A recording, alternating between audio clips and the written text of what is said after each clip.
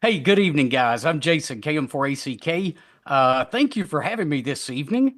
Ed had contacted me and asked me to do a presentation on Go boxes, or more specifically, why I quit building them. So I've been a ham for just over 10 years now, and as you can imagine, I have done a few Go boxes in my time.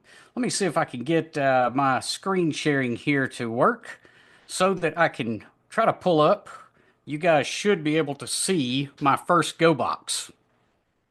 This was the very first one I built. I'd probably had my ticket about a year when I started constructing this. And this box had absolutely everything in it. HF, 2 meters. I could do digital. I could run off of AC power. I could run off of battery power. There was space on the bottom of this box for computers and antennas. I'd really put a lot of thought into this. The one thing I didn't consider was the weight of the box once it was done. This box alone weighed about 40 pounds. And when I built this, lithium iron phosphates really weren't popular yet. That battery technology was really not popular yet. So to go along with this box, I had a separate battery case. And I think that battery case weighed about 40 pounds as well. And I just found that I didn't want to take this box out because it was so dadgum heavy. So fast forward a couple of years later, and I built a new Go box in a camera bag. Now, this one was much more to my liking as far as weight was concerned, and I apologize. I've only got a couple of screen captures from past videos that I've done. Again, this box still had HF. I didn't have 2 meter in it because I was trying to get the weight down, but I had added a lithium iron phosphate battery at this point. There were solar panels in it, and I had managed to cut the weight of this box or of this particular bag down to about 20 pounds. And I was doing pretty good at that point, but I wanted to see if I couldn't get things even lighter than that. So one of the next adventures was a QRP bag. Now this one is not very big, as you can tell. There's an 817, which is a little QRP radio in it. I could stash the antenna in it. I couldn't quite fit a computer in this, but that wasn't that big of a deal to take along with me. And now I've got the weight down to, I don't know, roughly 6, maybe 7 pounds in that bag. So I was really making progress as far as cutting the weight down. However, once I got to that point with building bags, what I found was, well, now sometimes that bag is not sufficient. I don't have enough gear with me to take that little QRP bag and go out for a 24-hour field day event. So now I'm kind of caught in a catch-22 position. If I pack so light that I can't go for 24 hours, well, that's no good. But if I pack so heavy that I don't want to carry the gear out because I don't want to lug it up and down the stairs, I'm just kind of at a loss here. So I started putting a lot of thought into the perfect go bag. What could I put together that would cover every situation that I could walk into, but not take 2 men and a mule to carry around? And what I finally came to figure out was that go bag doesn't exist. I couldn't build it, and I'm willing to bet no one else can either. Because we can't put one kit together that will cover every single instance that we might run into. We do field day just like every other club in the country once a year. I'm going to carry a lot more gear with me when it comes to field day than, say, when we're supporting one of our local bike races or the Christmas parade. In those two instances, I don't even need an HF radio. So, do I really want to be carrying a kit around that's got unnecessary equipment in it just weighing me down? So what I came up with was a modular go bag system. And that's kind of what I want to do a little bit of show and tell tonight and show you kind of how I put that modular go bag system together and what exactly makes it work. So what I've done is I've created, and I'm going to swap over to an overhead camera here. Maybe, there we go. And we'll pop me up in the corner. So what I have done is I have created modules for all kinds of different things.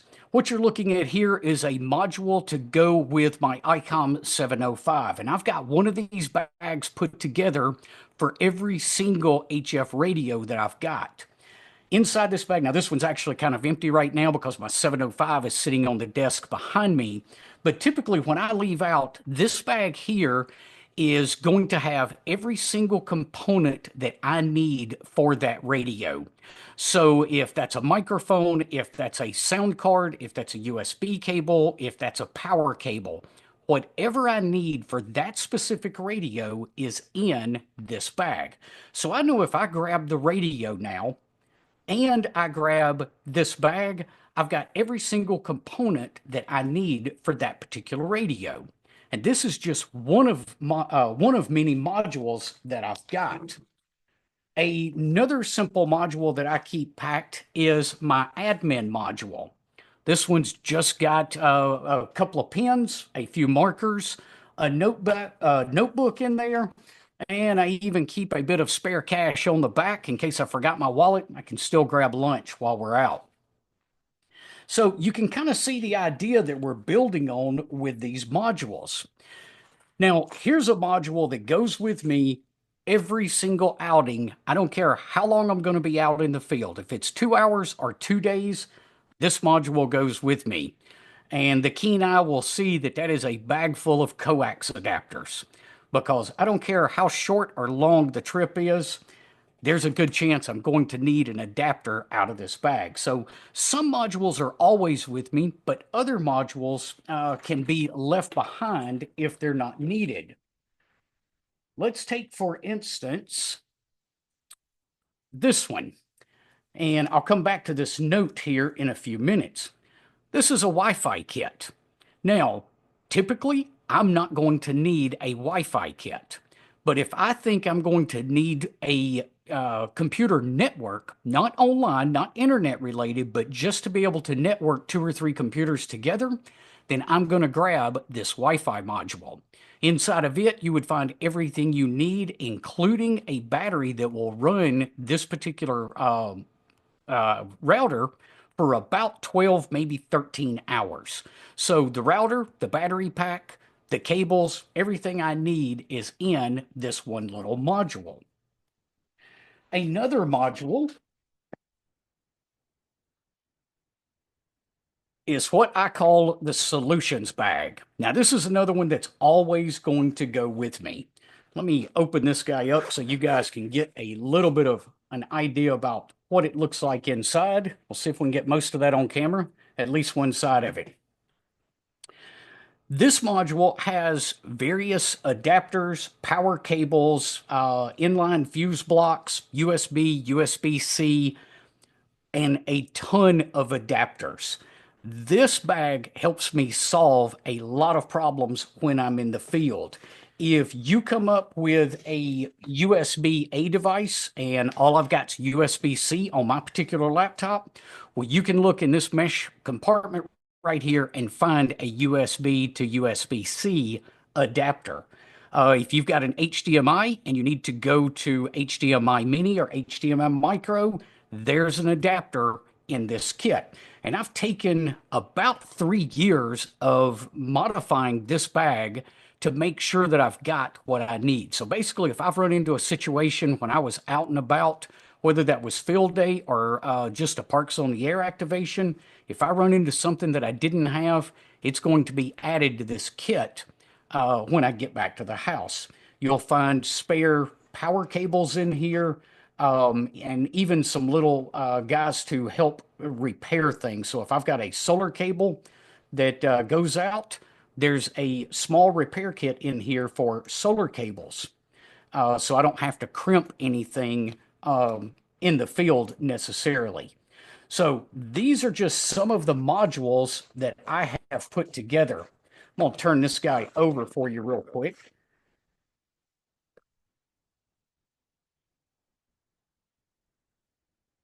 On the back side of this, we've got a couple of coax, short runs of coax. These are about 6 feet in length, as well as a solar charge controller. So you can see there's quite a bit of different items in this bag. In fact, over here on this side, I've even put a piece of cardboard for the simple fact that if I'm out and maybe I'm working on the tailgate of the truck, this gives me a nice smooth surface right here to be able to use as a mouse pad. So anytime I can make something dual purpose, I like to make it dual purpose. Now, not all of the modules are simple and straightforward. For instance, I've got 3 levels of toolkits, and it really depends on how long I'm going to be in the field as that's going to dictate which kit I'm going to take with me. This is my medium kit, so this is what I call the level 2 kit. My level 1 is a very basic little set of tools that I keep in my backpack on pretty much a day-to-day basis. This little bag here gives me, let me see if I can get that into the camera view a little better. This one just gives me a little bit more capability when I go out. I've got a very small multimeter back here, screwdrivers, pliers, various things that I have found that I needed at one time or another. I've tried to put it in this kit. What you'll notice about this kit, though, is there's nothing that can do, say, coax repair. So I don't have coax crimpers in here or power pole crimpers. I really don't need those if it's a short outing. But if it's going to be a event like field day, or if I'm traveling in the RV for a week or two, then I'm going to want to take the level 3 kit that would give me more capabilities, like coax crimpers and a soldering iron. It just allows me to fix a little bit more in the field.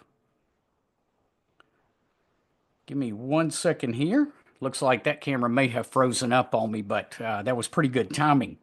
But basically, what I've tried to do is I've tried to get every single item into its own little module so that when I'm packing for a trip, I can grab just the specific modules that I need and leave everything else behind. That makes it so I can build the perfect go bag for that specific adventure, whatever that adventure might happen to be. Now, when I've got all of this laid out, then I'm going to select the appropriate bag, whether that's that camera bag that you saw, maybe that's a small backpack, maybe that's a medium or a large backpack. I've got 4 or 5 different bags that I can use depending on how much gear I'm going to need. So this keeps the weight as minimal as possible while not letting me get into the field and not have something that I'm going to need for that specific trip. Now, 2 things are really needed in order for this to work well. And this may not be a system for you, but if it's something you think you might want to try, these few tips will really help you out. First is this, using a modular system like this requires some discipline. And when I say discipline, it's really more organization. You've got to keep your gear organized. So I've got a couple of spots in my shack, 2 shelves that basically house all of the different components. And then the radios are typically sitting right back here on my main shack desk where I can grab them quick and easy. The other thing is, if you do start building modules out like this, you can't steal something from a module.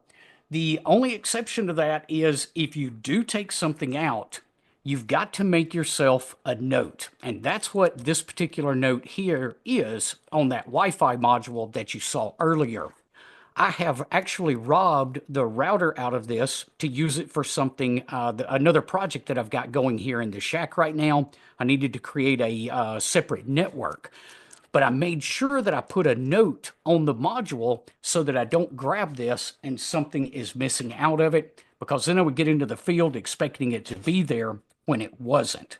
So organization and making sure you don't steal out of modules is going to help you be successful if you try to go to this system.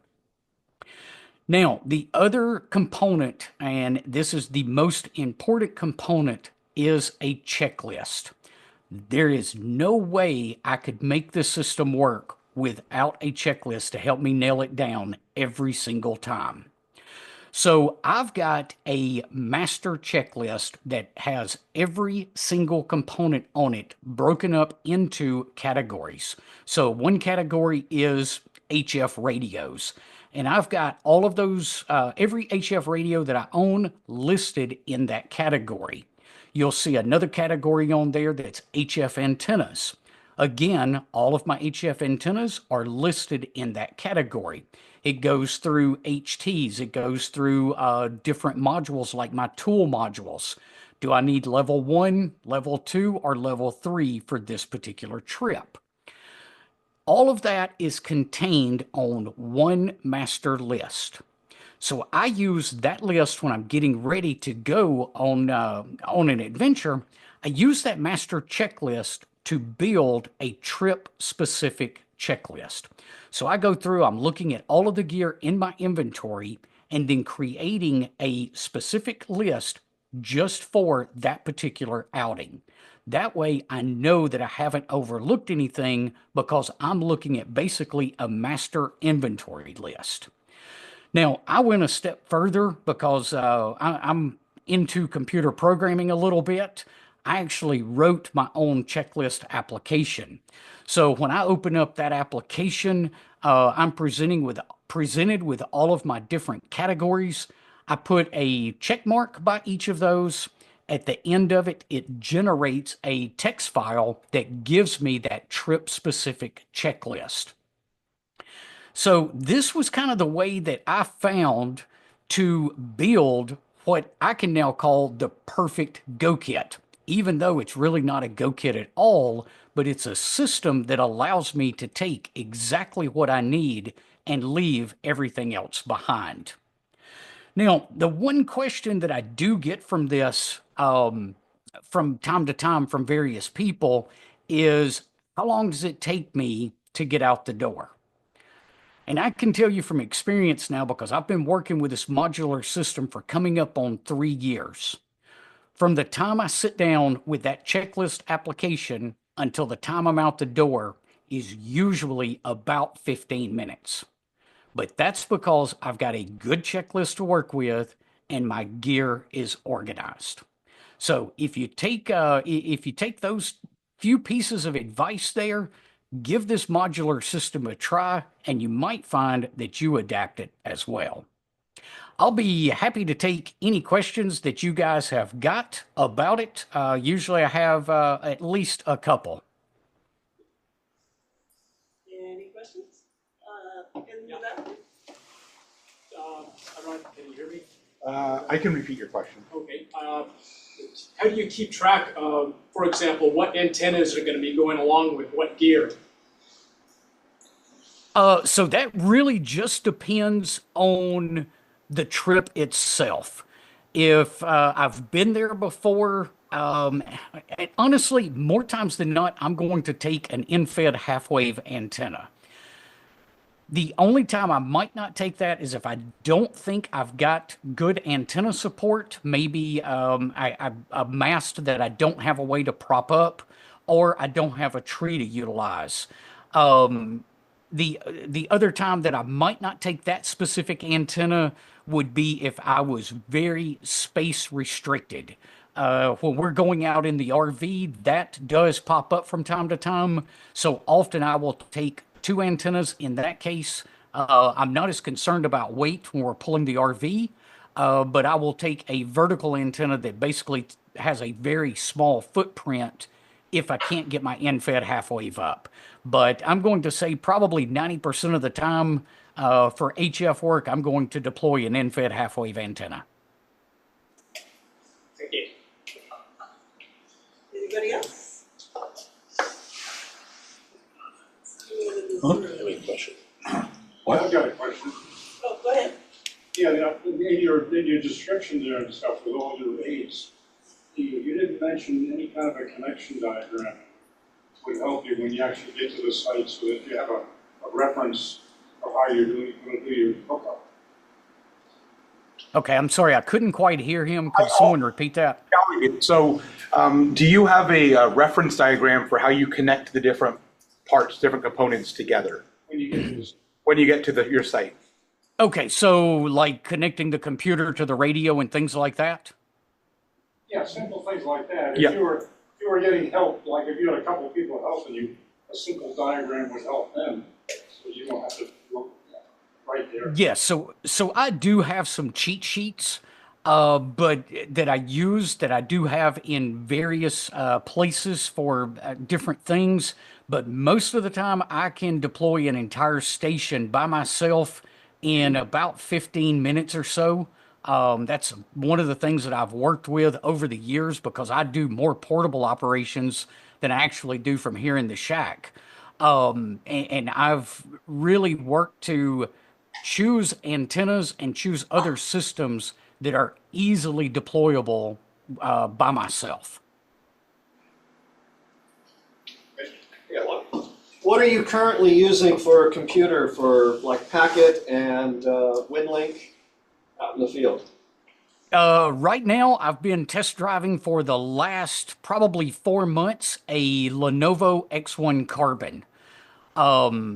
Before that, I was using the Evolve laptop. I like the Evolve because it ran on 12 volts natively. It's a little bit slow though. So the X1 Carbon is quite a bit faster than that Evolve. The downside to it is it requires an adapter. It's USB-C rechargeable. It needs a minimum of 65 watts and I believe that's at 19 volts, might be 18 volts. So that's the downside to the X1 is it doesn't natively run on 12 volts.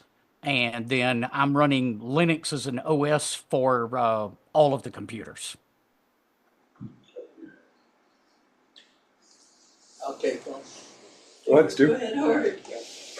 So, you had a Go kit that you showed initially. Did you basically decide to completely disassemble that and put that into this modular kit? And my second, not so associated question is, have you discovered that well-organized equipment can be easily disrupted with help?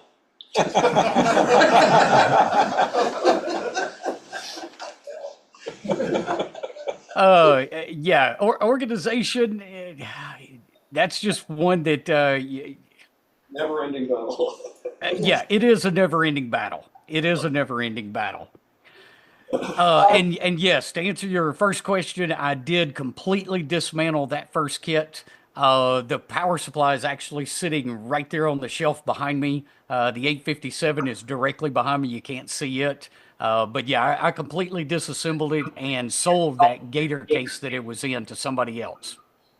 All right, and just to talk this out real quick, that Lenovo, they do make a really nice DC to USB-C adapter that works very well. It is taking 20 volts as output natively, and it does require 65 watts, but that's only when it's charging. So you get a residual off that of maybe, I'm gonna say 3 or 4 watts to keep it alive, depending on how hard you're pressing the display. Anyway, that's my wheelhouse, so there you go.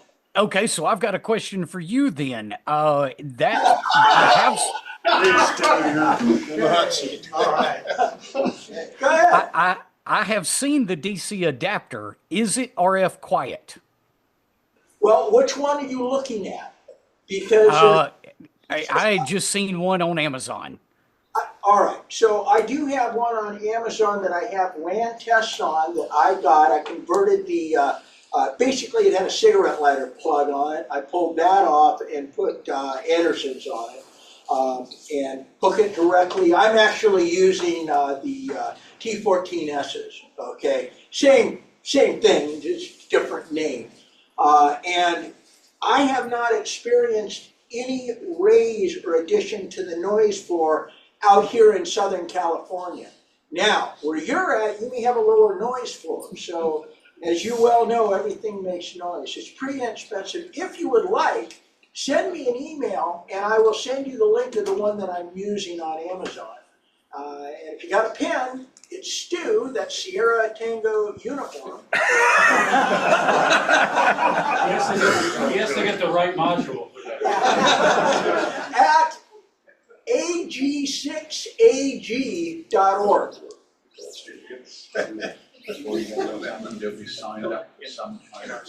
All right, I've got it copied down. Oh, by the way, guys, I just dropped it in the chat for Zoom. I've got videos on quite a few of these modules that I have done over time. So if that's something you're interested in, I also dropped a link for the checklist generator, which is the application that I wrote that helps me create my trip checklist. I will tell you the checklist generator is only available on Linux. I don't write for Apple, nor do I write for Windows. But those video links are out there. Anybody else? I have a question. Are your toolkits additive, or are the tools in level 1 repeated in level 2 and 3? Great question. Great question. So no, they get added too. So the little one that travels with me basically in my backpack every single day, if I decide to grab level 2, it goes along with level 1. There's very few duplicate tools moving from level 1 to level 2. There's obviously a few duplicates, but very few duplicates. And the same thing, if I need the 3rd level, then that gets added to the first 2 levels. Anybody else? One more. Where in Texas are you, sir? And do you have any issue with getting repeaters close to you? Okay, so I am in Tennessee, not Texas. My apologies. That's okay. That's okay. I'll let that go. Same question applies for Tennessee because I have family in both states. No, repeaters are plentiful around here. What's not plentiful is enough people to talk on them. So you'll find some that are fairly active and others that you can monitor for a week straight and maybe hear one call on it. And I'm sorry, where are you in Tennessee? I'm in Middle Tennessee. I'm about 35, 40 minutes southeast of Nashville. Okay. You heard of a city called Harriman, Tennessee? I No? have not. Okay. Thank you for your time, sir. Yes, sir. You bracing for snow? I hear you might get some snow up there. I don't think we're going to get any snow. I think that's going to be on the plateau, which is a little bit further east of us. Okay.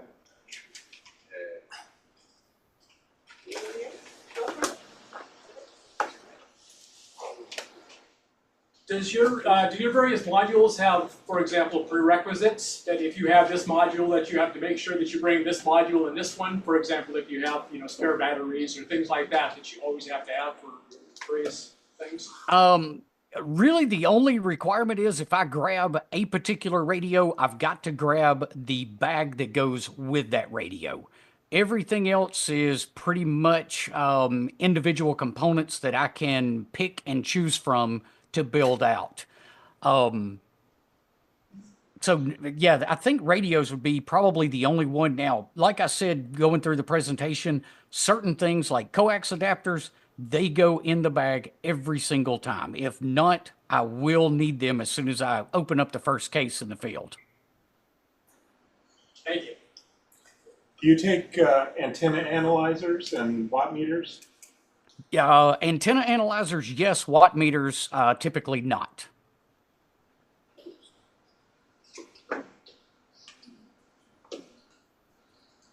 Anyone? Why not? Go ahead. All right, thank you. Do you have, if you had to bug out of your house, do you have a specific set of gear that you have pre-selected, or do you figure it out as you go? If you had to leave for whatever reason? So if I get called out on an emergency or I have to leave this house, yes, I have a predefined checklist that will take me less than 10 minutes to assemble. All right, thank you. We have plenty of time. Somebody said he had another topic, okay, one of the, that was an interesting topic, and I can't remember who it was. Well, he had APRS, but You wanna save that for the, we can save that for another time. I don't know how many people here are really interested in an APRS talk. Well, and the APRS talk goes for about 35 or 40 minutes. Under the old adage of 2 is 1, 1 is none, how are those bags with the parts and pieces? You have duplicates, do you loan them out, or do you say, no, don't touch my stuff? That depends on who you are and how well I know you. No, so again, that's going to be dictated by what I'm doing. If I'm going out somewhere local, say in the county, I'm probably not going to take a duplicate HF radio. If the thing goes south on me, then I just didn't activate that particular park, and I'm coming back home with my tail between my legs. Now, with that said, we just took a 3-week road trip to Florida. I absolutely carried 2 HF radios with me and I think 4 HTs, and that didn't count what was already in the truck. So it's all dependent on what I'm doing, how far I'm going to be, and do I absolutely have to be certain something works? right? Do you have a favorite material for the particular bags and boxes and such that you use to carry things in? No, not really. I've got, I think about 4 different backpacks or sling bags that I have acquired that I just happen to like those after wearing them. I've got multiple backpacks that I have purchased and carried once or twice and decided that was not for me. So no, not a particular material per se, more bag design and comfort of bag. Thank you. Last call? Go ahead. Curious, how about solar panels? Do you include that in anything? Yes, absolutely. Again, that's dictated by the outing. If it's a short thing and I keep going back to parks on the air, but that's a frequent outing for us. If it's something simple, I might not even need a solar panel. I might can up the battery size from say 10 amp hours to 20 amp hours and eliminate the solar panel altogether. But if I'm going to be out there long enough that I definitely need solar, then I've got everything from a 25 watt panel all the way up to a 200 watt panel that I can carry with me depending on what I think I'm going to need. 48 or 12 volts? My panels, Yes. everything is 12 volts.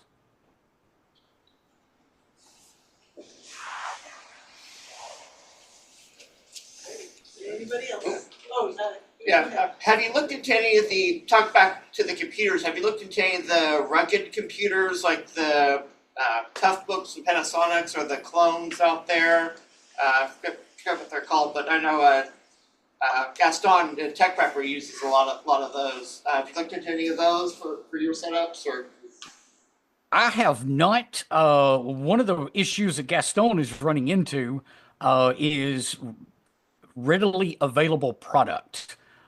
He bought a lot of his stuff off of eBay, and you can't go out and buy the same thing at this point in time, or at least the last time I checked. Now, you might check today and there's one available. You might check next week and there's not one available. None of the ham gear is super rugged gear to begin with. I like what Gaston is doing, but I just don't find that I need something that rugged. Of course, I'm not running through the desert either on a daily basis. All right, thank you. anybody else? So you're I don't know if you can hear me, but thank you very much. It's been great having you. Absolutely. I appreciate you guys having me.